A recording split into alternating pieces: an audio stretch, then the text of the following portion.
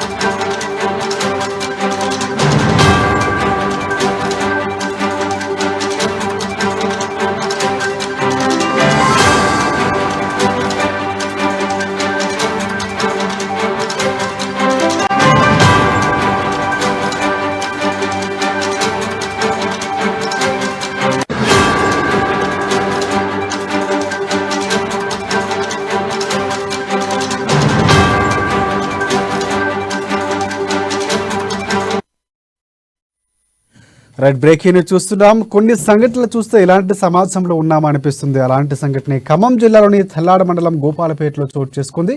పిట్టల వెంకటేశ్వర్లు అనే వ్యక్తి తన తల్లితో పాటు ఇద్దరు కుమార్తెలను హత్య చేశాడు.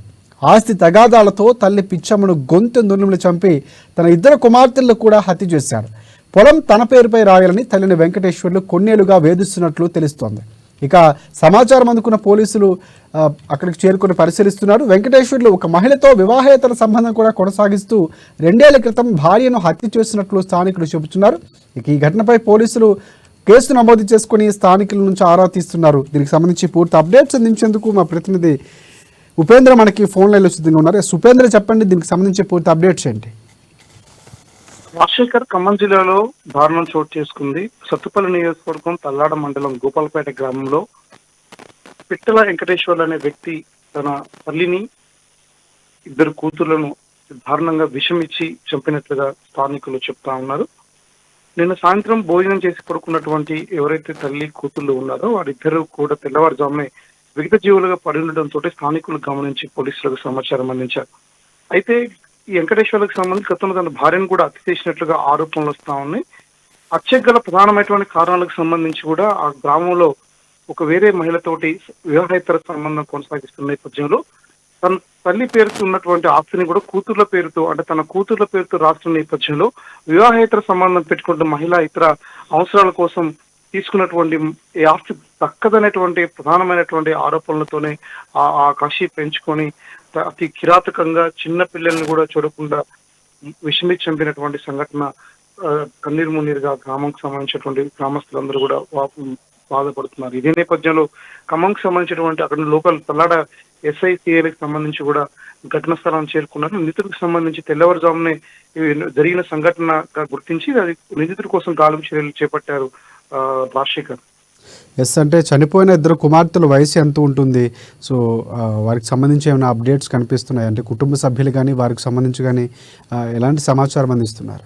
2 ఏళ్ల బేబీ కావటం, మరో నీరజ్ అనే అమ్మాయి 2 ఏళ్ల ఏజ్, మరో పాప ఝాన్సీ అనేటువంటి పాప 6 సంవత్సరాల వయసు కావడంతో నునుగు చిన్న వయసులోనే గోరుముద్దలు తినాల్సిన వయసులోనే విషమిచ్చి చంపడం పట్ల కూడా ఆ గ్రామం కన్నీరు మున్నీరుగా వినిపిస్తా ఉంది. చిన్న పిల్లలు ఆడుతూ తూడుతూ ఉండాల్సినటువంటి పిల్లలు ఒక్కసారి విగత జీవులుగా పడి ఉండటంతో ఆ గ్రామంలో ఉన్నటువంటి ప్రజలందరూ కూడా కన్నీరు మున్నీరుగా వినిపిస్తా ఉన్నారు. దాదాపు ఇందుకు ఆర్థిక ఇబ్బందులు, వివాహేతర సంబంధమే కారణం అన్నట్టుగా స్పష్టంగా తెలియజేస్తా ఉన్నారు. అయితే నిందితుడికి సంబంధించి చంపినటువంటి విధానాన్ని ఎన్ని చూస్తే పర్ఫెక్ట్ గా మర్డర్కి ప్లాన్ చేసినట్టుగా అక్కడ క్లియర్ గా అర్థమవుతుంది.